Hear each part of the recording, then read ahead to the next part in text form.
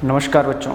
कक्षा 10 के अध्याय संख्या 6 के बारे में अपने पढ़ रहे थे, जिसमें राष्ट्रपति की संकटकालीन स्थितियों के बारे में हमारा विषय चल रहा था, उसके बारे में अपने चर्चा कर रहे थे। तो पिछली वीडियो में हमने जो है वो समझा था संकटकालीन स्थिति की प्रथम भाग को, यानी अनुच्छेद 352 को, जिसमें क्या था कि राष्ट्रपति जो है वो किस प्रकार से जो बाहरी आक्रमण की स्थिति है या युद्ध की स्थिति में किस प्रकार के अधिकार राष्ट्रपति के पास रहते हैं, उस स्थिति में राष्ट्रपति क्या कर सकता है और किस प्रकार से जो अनुच्छेद 352 है या उस समय संकटकाल की घोषणा है उसकी शासन प्रक्रिया कैसी रहती है, कैसे वह लागू होता है और हटाने के लिए क्या किया जा सकता है। इन सब चीज़ों के बारे में हमने पढ़ा था पिछली वीडियो में।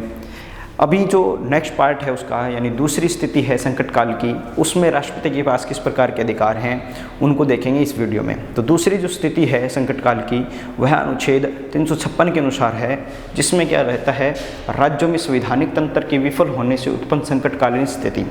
यानी राज्यों में अगर संवैधानिक तंत्र विफल हो जाता है या वहाँ की सरकार गिर जाती है, सरकार में अविश्वास प्रस्ताव आने से मुख्यमंत्री को अगर पद से हटा दिया जाए, या जो संगठन या गठबंधन की सरकार थी उनके पृथक हो जाने पर कोई जो राज्य का नेता है या राज्य का जो मुख्यमंत्री है वह नहीं रहने की स्थिति में, मुख्यमंत्री की मृत्यु की स्थिति में आदि जो विशेष प्रबंध है उनके अनुसार राष्ट्रपति शासन लागू किया जा सकता है। विशेष स्थिति अगर राज्य में क्या है, संवैधानिक तंत्र विफल हो जाता है तो उस स्थिति में राष्ट्रपति शासन को उस राज्य में लागू किया जा सकता है, जिसके लिए अनुच्छेद 356 के अनुसार व्यवस्था की गई है संविधान में।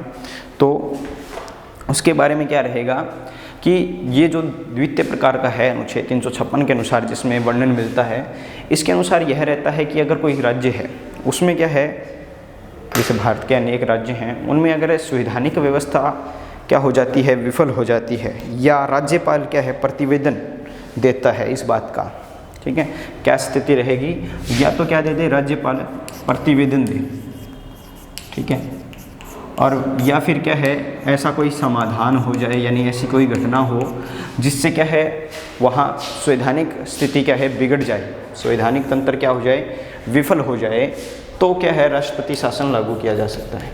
क्या हो सकता है, उस राज्य में राष्ट्रपति शासन लागू कर दिया जाता है, किसके अनुसार, अनुच्छेद 356 के अनुसार। संविधान के अनुच्छेद 356 के अनुसार राष्ट्रपति शासन लागू हो सकता है किसी भी राज्य में किस स्थिति में, अगर राज्यपाल लिखित रूप से प्रतिवेदन देता है या समाधान हो जाए ऐसा, जैसे क्या है वहाँ संवैधानिक तंत्र की विफलता का पता चल जाए, तो क्या हो सकता है, राष्ट्रपति शासन लागू किया जा सकता है। अब इसके लिए क्या प्रबंध रहता है या राष्ट्रपति शासन लागू कितने समय तक रहता है, इसके बारे में क्या है, राज्य का शासन अगर संविधान के अनुसार नहीं रहता है तो क्या है राष्ट्रपति शासन लागू होता है। तो उस स्थिति में क्या है, संसद के द्वारा पहले तो यह क्या होगा, 2 माह तक लागू रह सकता है, ठीक है, बिना संसद के यह संकट काल की जो स्थिति है वह 2 माह से अधिक अवधि तक लागू नहीं रह सकती, ठीक है। पहली चीज़ मतलब 2 माह से अधिक नहीं रह सकती, इसका मतलब क्या है, 2 माह तक राष्ट्रपति शासन लागू रह सकता है बिना संसद की स्वीकृति के, ठीक है। लेकिन 2 माह से अगर ज़्यादा समय तक शासन लागू रखना है तो संसद की क्या चाहिए होगी, स्वीकृति चाहिए होगी, ठीक है, जिसके लिए कोई विशेष बहुमत नहीं चाहिए। क्या होगा, साधारण बहुमत के द्वारा भी, संसद के साधारण बहुमत के द्वारा भी क्या किया जा सकता है, वहाँ राष्ट्रपति शासन लागू किया जा सकता है, ठीक है। और बिना संसद के स्वीकृति के 2 माह तक लागू रखा जा सकता है। संसद की स्वीकृति के बाद इसको 6 माह तक बढ़ाया जा सकता है, ठीक है। अगर संसद साधारण बहुमत से स्वीकृति देती है तो राष्ट्रपति शासन 6 माह के लिए लागू किया जा सकता है, ठीक है।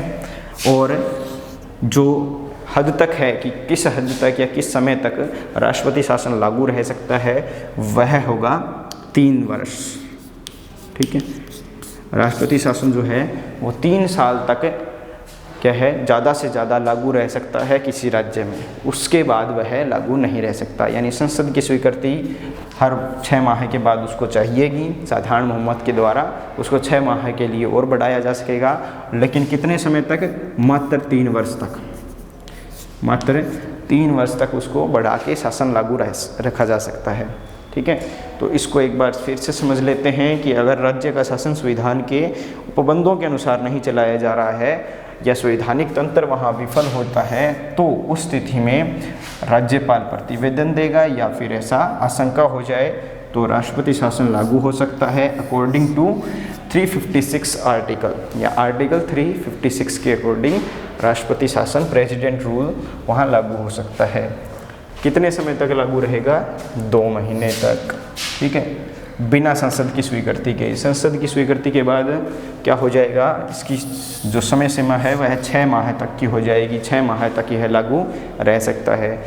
फिर दोबारा 6 माह से संसद के साधारण बहुमत की आवश्यकता होगी, फिर 6 माह बढ़ा सकते हैं, फिर 6 माह, और ऐसे करके कितने वर्ष तक है? मात्र 3 वर्ष तक क्या है, राष्ट्रपति शासन लागू रखा जा सकता है किसी भी राज्य में। ठीक है, तो यह तो थी दूसरी स्थिति संकट काल की। ठीक है, इसको क्या है, अब नोट्स समझ लेते हैं इसके। जो रिटन काम है अभी इस वीडियो का यह था, हमने समझा। इसमें लिखना क्या है कि पहली चीज़ तो किसके अनुसार है यह स्थिति लागू रहती है? अनुच्छेद 356 के अनुसार क्या होगा अगर किसी राज्य में शासन संविधान के उपबंधों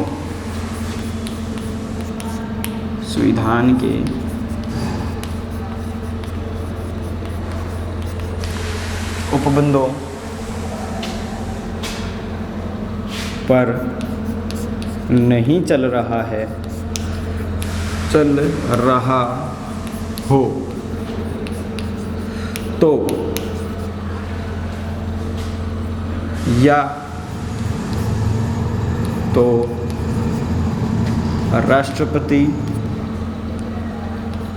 राज्यपाल द्वारा लिखित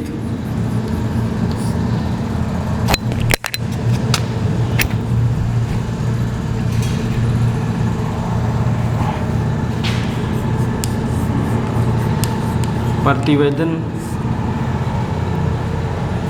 से या स्वयं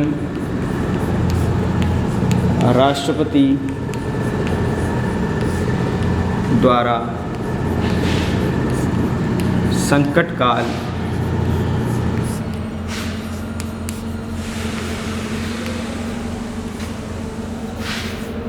की घोषणा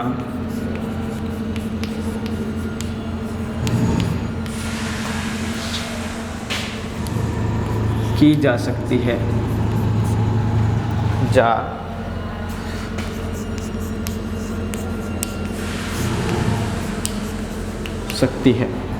ठीक है, या तो राष्ट्रपति प्रतिवेदन या राष्ट्रपति द्वारा स्वयं, राज्यपाल प्रतिवेदन या राष्ट्रपति द्वारा स्वयं, आर्टिकल 356 के अकॉर्डिंग। ठीक है, कब तक?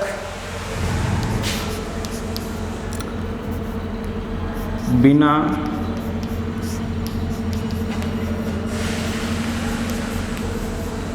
संसद की स्वीकृति से 2 माह तक यह संकट काल लागू रखा जा सकता है राष्ट्रपति के द्वारा, और संसद की स्वीकृति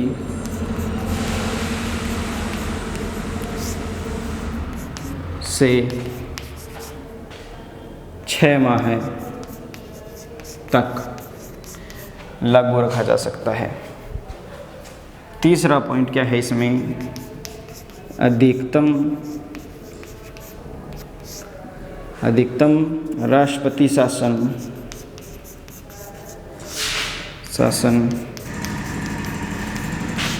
किसी राज्य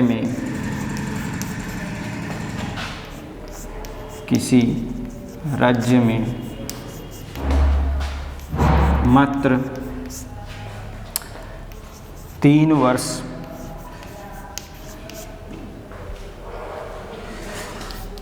तक ही लागू रहेगा।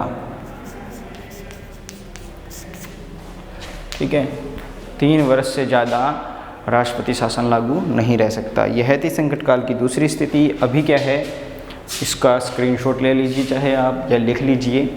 उसके बाद अपने से शुरू करते हैं। राज्यों में क्या है, संकटकालीन अधिकार है, उसका भाग तीसरा यानी अनुच्छेद 360 के बारे में पढ़ेंगे अपने। तो I hope you have all written it.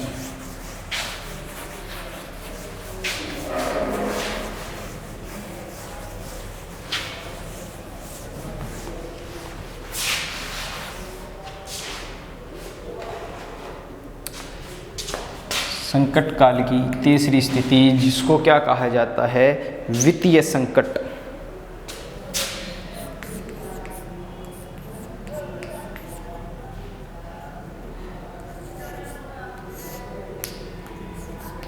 और इसकी उद्घोषणा कैसे की जा सकती है वह पढ़ेंगे अभी।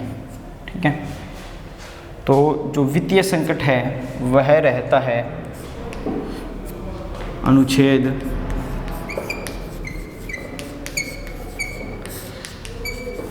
360 के अनुसार।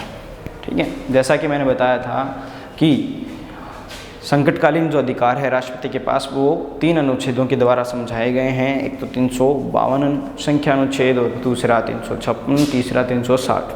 तो पहले 2 को हमने पढ़ लिया है, एक को पिछली वीडियो में देखा था और इसको जो है वो इस पार्ट में देख रहे हैं। तो यह जो थर्ड पार्ट है संकटकालीन अधिकार का, वह है 360 अनुच्छेद के अनुसार, जिसमें क्या किया जा सकता है, राष्ट्रपति के द्वारा वित्तीय संकट काल या वित्तीय आपातकाल की घोषणा की जा सकती है। ठीक है, यानी वित्तीय आपातकाल राष्ट्रपति लागू कर सकता है, किसके अनुसार, अनुच्छेद 360 के अनुसार। जिसमें क्या है, स्थिति यह रहती है कि अगर क्या है, राष्ट्रपति को ऐसा विश्वास हो जाता है, भारतीय राष्ट्रपति जो है उसको अगर ऐसा विश्वास हो जाए कि भारत के क्या है संपत्ति को, ठीक है, ऐसी स्थिति उत्पन्न हो जाए कि भारतीय वित्तीय स्थायित्व, 2 स्थितियां होंगी, वित्तीय स्थायित्व या फिर भारतीय साख। ठीक है, यानी मुद्रास्फीति वगैरह जो है, भारतीय साख या भारतीय वित्तीय स्थायित्व को क्या हो, अगर इन दोनों को क्या हो, खतरा हो, यानी बहुत ज़्यादा नुकसान में अगर जा रहा हो यह सारा सिस्टम। ठीक है, भारतीय इकोनॉमी बहुत ज़्यादा नीचे चली जाए, वित्तीय स्थायित्व नहीं रहे भारत का, यानी कम से कम इतना क्या है, वह देश को चलाने के लिए बिल्कुल ज़रूरी हो उतनी चीज़ें अगर नहीं रहती है, भारतीय साख को अगर बहुत ज़्यादा खतरा हो जाता है, तो क्या कर सकता है, ऐसी स्थिति का विश्वास होने के बाद राष्ट्रपति वित्तीय संकट या वित्तीय आपातकाल की घोषणा कर सकता है, जिसके अंतर्गत जो है नियम या कानून जो रहते हैं या इसकी जो अवधि है वह निर्धारित की गई है, वह है 1 माह है।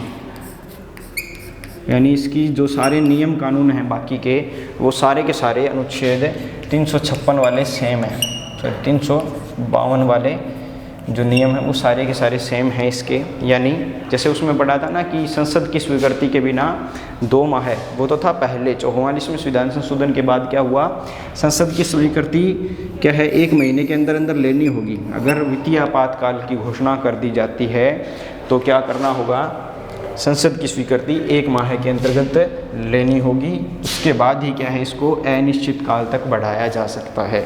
ठीक है, उसके बाद इसको अनिश्चित काल तक बढ़ाया जा सकता है। इसकी लागू करने की कार्य प्रणाली क्या रहेगी कि मंत्रिमंडल जो है, मंत्रिमंडल लिखित रूप से सुझाव दे, लिखित रूप से सुझाव दे, तभी क्या है राष्ट्रपति इसको लागू कर सकता है, अन्यथा राष्ट्रपति अपनी स्वयं की मर्जी के द्वारा इसको लागू नहीं कर सकता। इसके अलावा इसको लागू रहने के लिए संसद से इसको चाहिए होगा विशेष बहुमत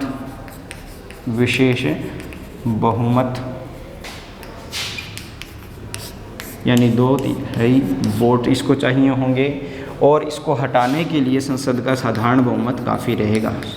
हटाने के लिए संसद का साधारण बहुमत काफ़ी रहेगा। तो यह आर्टिकल 360 के अनुसार है वित्तीय संकट या वित्तीय आपातकाल, जो राष्ट्रपति के द्वारा तब घोषणा की जाती है जब राष्ट्रपति को ऐसा विश्वास हो जाए कि भारत की वित्तीय स्थायित्व या साख को खतरा है और मंत्रिमंडल उसको लिखित रूप से सुझाव दे दें, तो इसको लागू रखा जा सकता है 1 माह तक, और या फिर विशेष बहुमत के द्वारा इसको अनिश्चित काल तक बढ़ाया जा सकता है, जब तक क्या है स्थिति सुधार नहीं जाती। और हटाने के लिए साधारण बहुमत के द्वारा इसको हटाया जा सकता है। यानी बाकी के नियम जो हैं वो सारे के सारे सेम रहते हैं, आर्टिकल 352 वाले 44वें संविधान संशोधन के बाद के। ठीक है, अब जो एक्स्ट्रा चीज़ है उसको लिख लेते हैं, उसके नोट्स बना लीजिए। तो पहले तो क्या है, यह वित्तीय संकट जो लगता है वेल आर्टिकल यानी अनुच्छेद 360 के अनुसार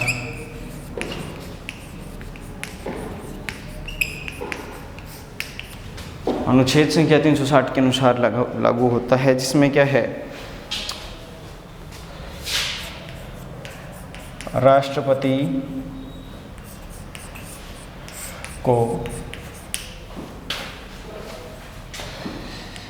ऐसी स्थिति का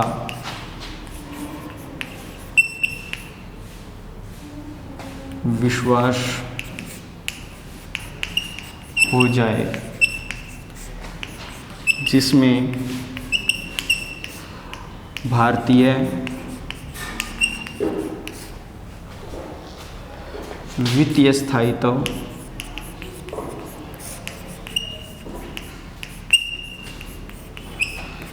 या भारतीय साख को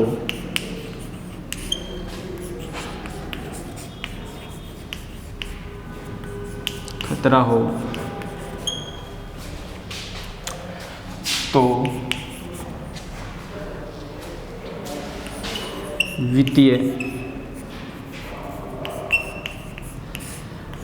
आपातकाल लागू किया जा सकता है।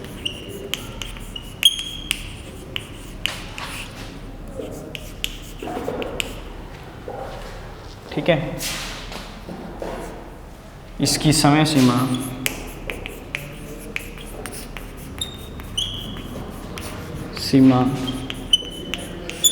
यानी कब तक लागू रहेगा, जो समय सीमा का नियम है वह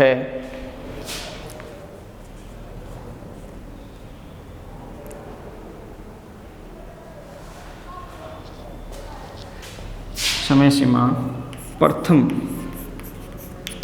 प्रकार अनुच्छेद 352 प्रकार की संकटकालीन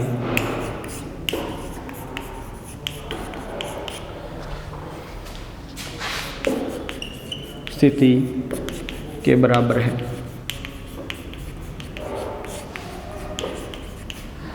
यह है हमारे राष्ट्रपति द्वारा यूज की जाने वाली संकट काल के समय जो अधिकार है, वह जो 3 प्रकार के भागों में बंटे हुए हैं, अनुच्छेद 352, अनुच्छेद 356, अनुच्छेद 360, जिनके बारे में अभी अपने अध्ययन किया है। तो यह संकटकालीन शक्तियाँ, और जो पहले हमारी वीडियो थी साधारणकालीन शक्तियाँ जो थी, उन सभी के बारे में हमने पढ़ लिया है। अभी जो नेक्स्ट पॉइंट अपना शुरू होता है वह है वाइस प्रेसिडेंट यानी उपराष्ट्रपति के बारे में अपने पढ़ते हैं। I hope you all have written it.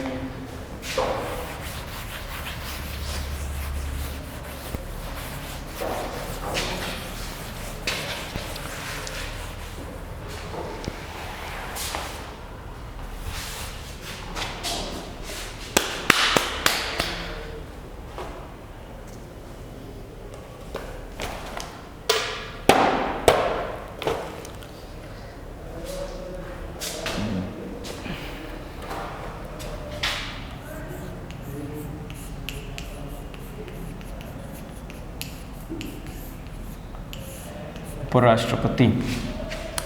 उपराष्ट्रपति के बारे में पहले पढ़ते हैं इसके निर्वाचन के बारे में कि उपराष्ट्रपति का निर्वाचन किस प्रकार से किया जाता है, निर्वाचन प्रणाली जो है उपराष्ट्रपति की वह कैसी है। देखिए, निर्वाचन के लिए क्या है, उपराष्ट्रपति के निर्वाचन के लिए संविधान में का जो 63वां अनुच्छेद है, अनुच्छेद संख्या 63 यानी 63 आर्टिकल के अकॉर्डिंग क्या है, उपराष्ट्रपति का चुनाव संसद के क्या है, दोनों सदनों की संयुक्त बैठक में होता है। ठीक है, अनुच्छेद 63 के अनुसार राष्ट्रपति का चुनाव जो है वो संसद के दोनों सदनों की संयुक्त बैठक से होता है, यह बैठक में होता है, जिसमें क्या है, दोनों जो निर्वाचन अनुपातिक प्रतिनिधित्व प्रणाली के की एकल संक्रमणीय मत पद्धति से होता है। जो चुनाव होता है उसके लिए क्या है, राष्ट्रपति वाली ही रहेगी कि एकल संक्रमणीय मत पद्धति। ठीक है, जिसमें क्या है, वोट डाले जाते हैं गुप्त तरीके से। उम्मीदवार में क्या है, यानी वही सेम सिस्टम रहता है, एकल संक्रमणीय पद्धति के बारे में मैंने बताया था। ठीक है, जिसमें क्या सूत्र था कि न्यूनतम कोटा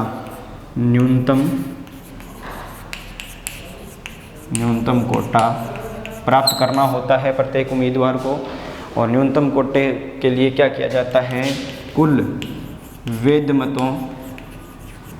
मतों की संख्या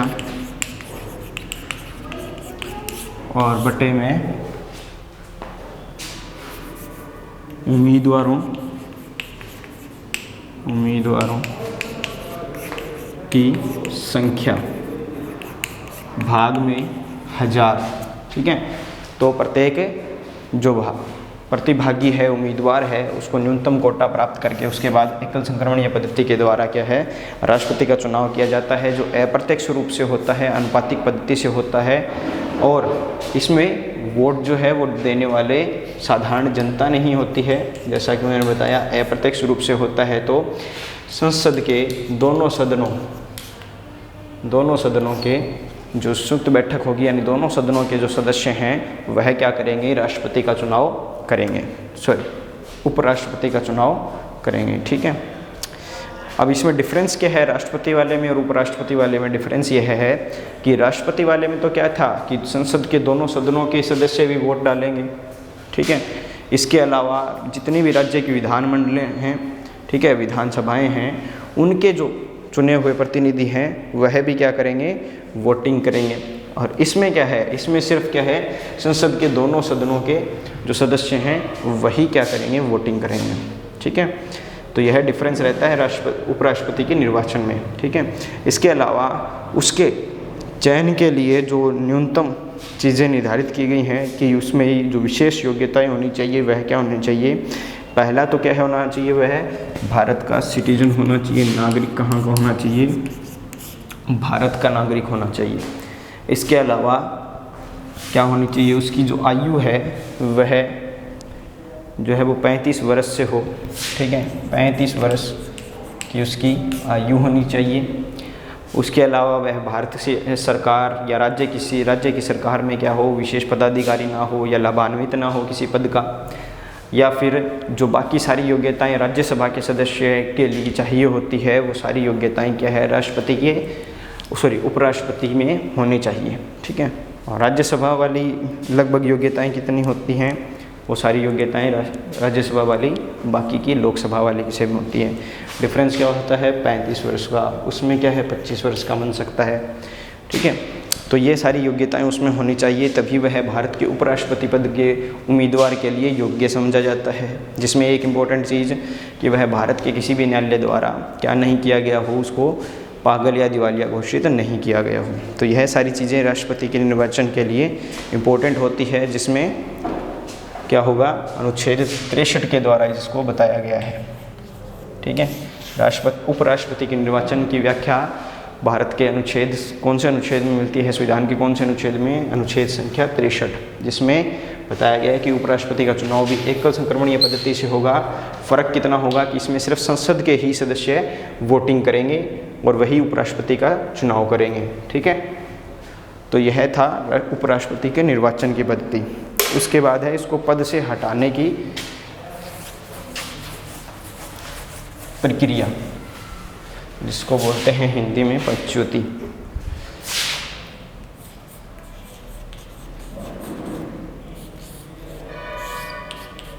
पद से हटाने या पदच्युति की जो प्रक्रिया है उसमें क्या है, राष्ट्रपति का कार्यकाल कितना माना जाता है, 5 वर्ष का माना जाता है।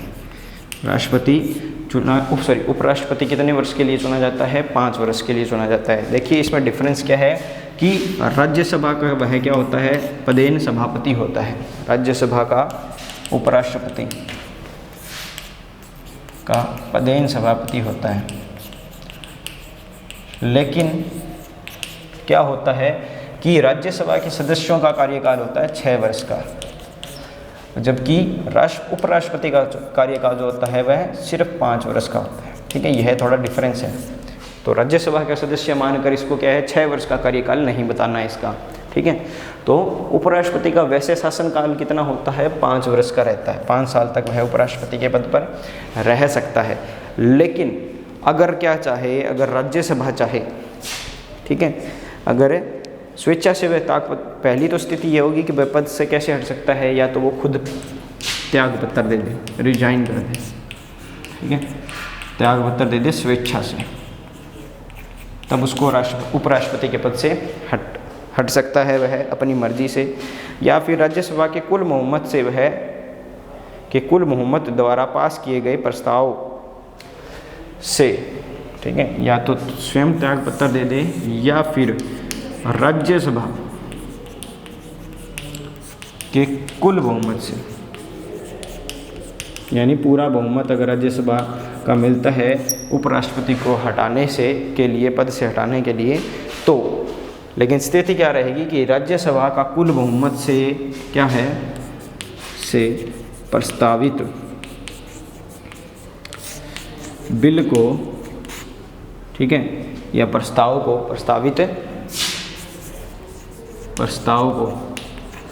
क्या कर ले, लोकसभा स्वीकार कर ले, तो क्या हो सकता है, राष्ट्रपति को उसके पद से हटाया जा सकता है। यानी राष्ट्रपति को उसके पद से हटाने के लिए क्या करना होगा, या तो स्वेच्छा से त्यागपत्र दे दे, ठीक है, अन्यथा उसका कार्यकाल कितने वर्ष का होगा, 5 वर्ष का। ठीक है, या तो स्वेच्छा से त्यागपत्र दे दे, या फिर राज्यसभा का कुल बहुमत से प्रस्तावित एक प्रस्ताव पास किया जाए जो कहा जाएगा लोकसभा में, और लोकसभा उसको स्वीकार कर लेती है, तो क्या होगा, फिर उसको क्या है, पद से हटाया जा सकता है। लेकिन ऐसे प्रस्ताव की सूचना 14 दिन पूर्व दी जानी आवश्यक है। ठीक है, ऐसे अगर ऐसा प्रस्ताव लाना है, यानी राज्यसभा ऐसा प्रस्ताव लाती है, तो 14 दिन पूर्व, इस प्रस्ताव के लाने से 14 दिन पूर्व सूचना दी जानी आवश्यक है। अगर सूचना 14 दिन पहले नहीं दी गई है तो वह प्रस्ताव लागू नहीं होगा। उसको क्या है, 14 दिन पहले सूचना दो, उसके बाद वह प्रस्ताव राज्यसभा में पेश होगा। राज्यसभा से पास होकर लोकसभा उसको स्वीकार करती है, तब उपराष्ट्रपति को उसके पद से हटाया जा सकता है।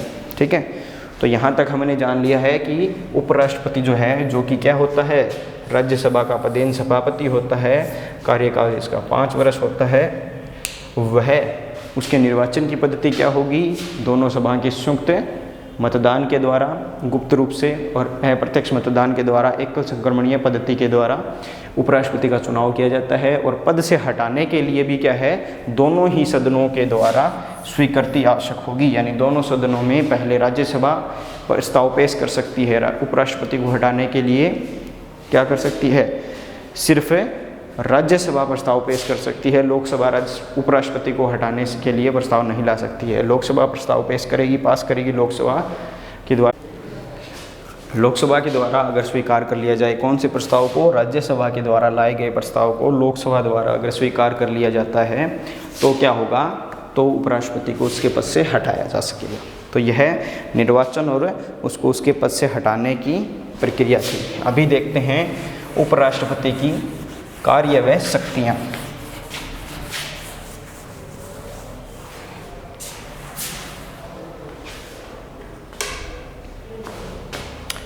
उपराष्ट्रपति की कार्य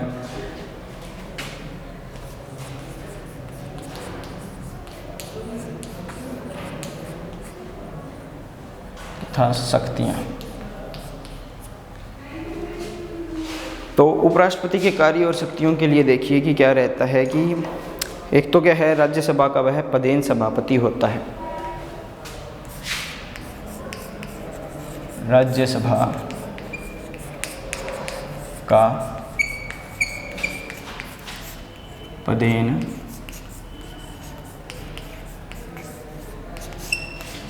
सभापति। राज्यसभा का क्या होगा, पदेन सभापति होगा। उपराष्ट्रपति को माना जाता है पदेन सभापति के रूप में, क्योंकि वह राज्यसभा का सदस्य नहीं होता, इसीलिए उसे मतदान का अधिकार नहीं होगा। ठीक है, यानी अगर किसी वाद विवाद हेतु, किसी विषय हेतु, कोई प्रस्ताव लाने हेतु क्या की जानी है, वोटिंग की जानी है किसी विषय से संबंधित, तो वह पदेन सभापति अवश्य है राज्यसभा का, लेकिन उसके मतदान को स्वीकार नहीं किया जा सकेगा। ठीक है, पदेन सभापति है लेकिन मतदान क्या नहीं किया जा सकेगा, उपराष्ट्रपति का स्वीकार नहीं किया जा सकेगा, पहली चीज़। दूसरी चीज़ कि यानी वह वोट नहीं डाल सकता किसी भी विषय के वाद विवाद से संबंधित। लेकिन क्या है, मान लीजिए किसी विषय के संबंध में क्या हो गया है, वोटिंग हुई है और दोनों में क्या है, बराबर बराबर आ गए हैं।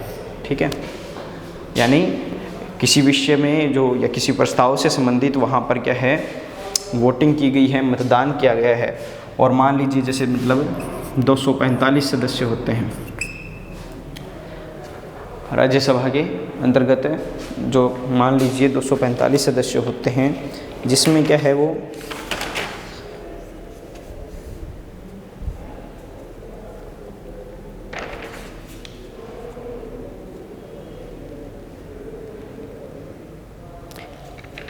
दो 45 सदस्य होते हैं। वैसे तो कितने हैं, 250 हैं, लेकिन वर्तमान में संख्या कितनी रहती है, 245। मान लीजिए क्या है, एक उपस्थित नहीं है। ठीक है, अगर एक सदस्य उपस्थित नहीं है और उपस्थित होते हैं, उन्हीं के वोटिंग के अनुसार बहुमत या साधारण बहुमत देखा जाता है, तो क्या हो गया, 122 एक साइड के वोट हो गए और 122 मान लीजिए एक साइड के वोट हो गए। ठीक है, तो क्या होगा, उस स्थिति में क्या किया जाएगा, उपराष्ट्रपति द्वारा वोट डाला जाएगा अपनी मर्जी से, यानी वह किसी भी साइड वोट देकर क्या कर सकता है, उसको विषय को लागू करवा सकता है अपनी मर्जी से। ठीक है, अन्यथा उसको वोट देने का कोई अधिकार नहीं होता, यानी वह पक्ष में और विपक्ष में बराबर मत हो तो उसके कोई है निर्णायक मत देने का अधिकार होता है, और उपराष्ट्रपति का यह सबसे प्रमुख कार्य होता है। ठीक है, यानी इसका सबसे प्रमुख कार्य क्या है, निर्णायक मतदान करने का। ठीक है, निर्णायक मत दे सकता है और निर्णायक मतदान इसका प्रमुख कार्य होता है। ठीक है, यह तो था राज्यसभा के पदेन सभापति के रूप में। ठीक है, पदेन सभापति के रूप में क्या कार्य करता है, यह है निर्णायक मतदान। वैसे मतदान कर नहीं सकता है, ध्यान रखना, निर्णायक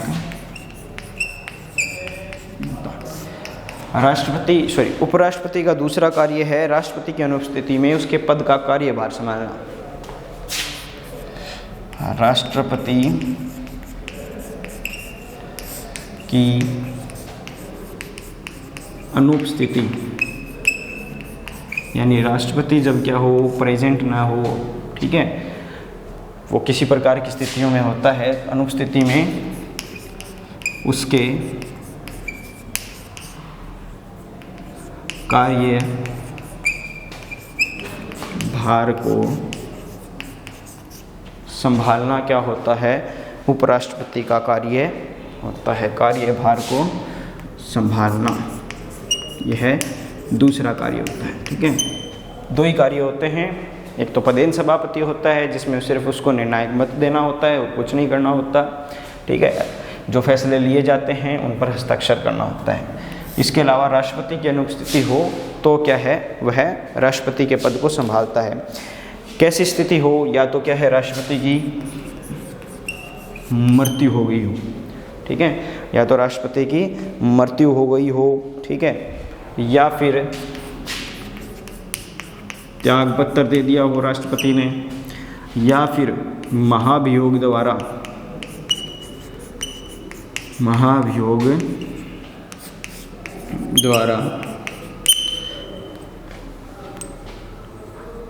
पदच्युति हो गई हो राष्ट्रपति की,